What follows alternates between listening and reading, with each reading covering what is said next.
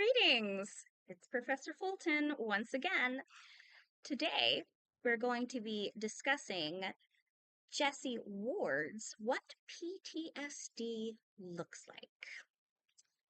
And it is another division and analysis essay. This time, it is going to be picking apart a photograph to prove a larger point.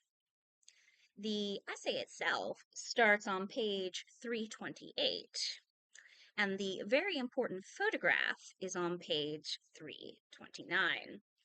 So please, if you have not already, take a moment and really look at that photograph on page 329, because that's what this essay is all about. You looking at it? I sure hope so. I'll wait.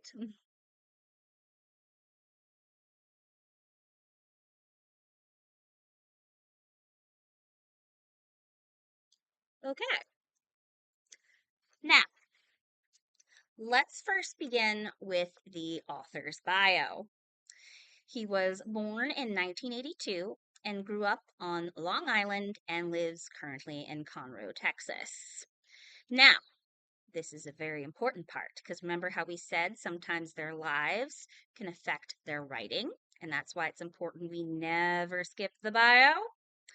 Well, after serving as a sergeant with the Chemical, Biological, Radiological, and Nuclear Defense Unit, otherwise known as CBRN, of the U.S. Army from 2007 to 2012, he worked as a production manager for a Texas steel manufacturer and started taking classes at the Lone Star College in Montgomery.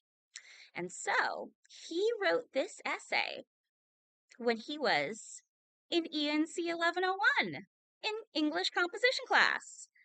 And that just goes to show you the power of your own writing.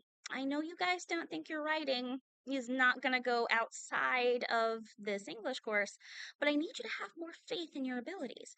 Because look, this essay was done by a student and now it is in a textbook.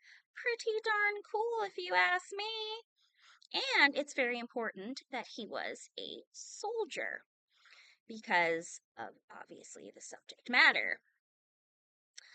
So, it says here that Ward wrote this visual analysis for a course in composition and rhetoric at Lone Star College. It was later selected for the inclusion in the 2018 issue of the LSCM Journal of Student Writing. Now, another thing I would love to point out about this essay is I'm sure his English professors were thrilled that it is done in proper MLA formatting. Every time he refers to that photograph, he uses proper in-text citation. And yes, photographs are outside sources. The photograph by Craig F. Walker is properly cited throughout the entire essay. And I'll point out some instances so you can look at it yourselves. I'm sure his English professor gave him wonderful points on that. So he starts out by describing the photograph. Brian Scott Ostrom, that is the gentleman in the photograph, sits alone in a waiting room on a blue checkered cloth chair. The chair has brown wooden armrests, but he uses neither one. The chair to his left is open and has a magazine sitting on the cushion. An open area is to his right, and his green backpack rests against his chair. No one is sitting next to him. 2 seats over to the left, another man sits waiting as well. Scattered throughout the lobby, several individuals sit waiting to be seen. Most appear to have been sitting there for a while. Some have a book or an iPad out to help pass the time. Others, like Brian, have headphones in so they can listen to music while they wait. This is how all waiting rooms in every VA medical center across the country look. Wow. Great opening. He has described the photo he's about to analyze using wonderful imagery and very nice specific details. And Here comes a perfect in-text citation in the first sentence in paragraph 2. Ryan prefers to go by his middle name, Scott. Scott is a veteran of the Iraq War. He is sitting in a waiting room in the VA hospital. And then boom, parentheses, and then Walker, because Walker took the photograph. His hands are together holding his cell phone in his lap. He appears restless, even anxious. His eyes, peering through the glasses, look uneasy. His mouth is wide open, as if taking a deep breath very slowly. He shows all the signs of someone who has been patiently waiting for his turn. One by one, people are called. With every announcement of the next patient's name, he anxiously waits to hear his name called. So this photograph struck a personal note for this student, because this student also served in the military, and this student also knows what it's like to suffer from post-traumatic stress disorder. And he brings in the symptoms very clearly in paragraph 3. You see, Scott struggles with post-traumatic stress disorder, more commonly known as PTSD. He, like many other returning war veterans, struggled to cope with everyday life due to PTSD. It affects every aspect of his life, and there is no way of getting away from it. No break, no pause, no relief. Instead, constant fear, anxiety, anger, frustration, impatience, resentment, paranoia, sleep deprivation, malnourishment, and stress are a few of the overwhelming feelings Scott experiences daily. Now, he gets very real towards the end of paragraph 3. He says he contemplates suicide almost daily. He's referring to the gentleman in the photo and many who suffer from PTSD. He can tell you his detailed plan of how he would commit suicide. Just by hearing his plan, you can tell that it has been rehearsed dozens of times in his own mind. Hearing him speak of it will send shivers down your spine. He has convinced himself that death may be his only escape from the side effects of PTSD. However, at the same time, you can see that he battles himself internally about that decision. Otherwise, why else would Scott, the gentleman in the photograph taken by Walker, my mistake, only human, why would he be in that waiting room in the first place? He's there because he made a decision. He's seeking help.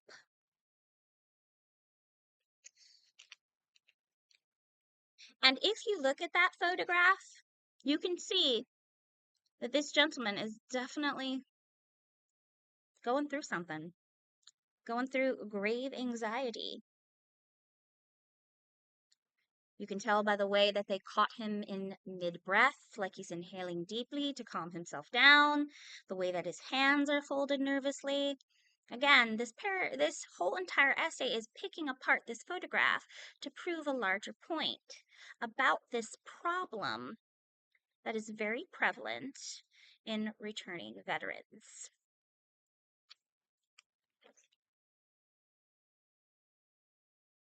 Now, we hear good news about our gentleman in the photograph. 2 months later, Scott is finally accepted into the PTSD Residential Rehabilitation Program, a program that will hopefully help Scott cope with a variety of overwhelming emotions he feels constantly and lead a normal life. Now, this is where he brings in his own experience as a soldier, our English composition student who wrote this.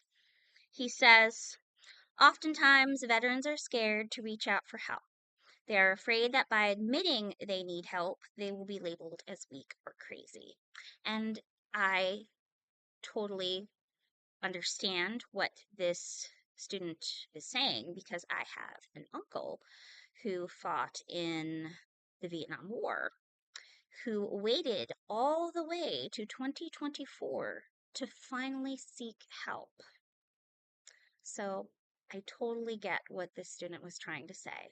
it's not easy for them to admit that they need help. PTSD is a sickness and is no different from alcoholism. It requires special treatment in order for its victims to live a healthy and normal life. And this is where he brings himself into the argument.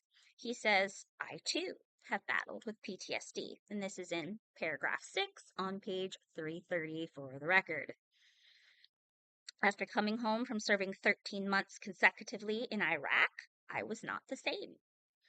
I had paranoia so bad that I got anxiety driving, going into a gas station, or even spending time with loved ones who I had not seen in a long time.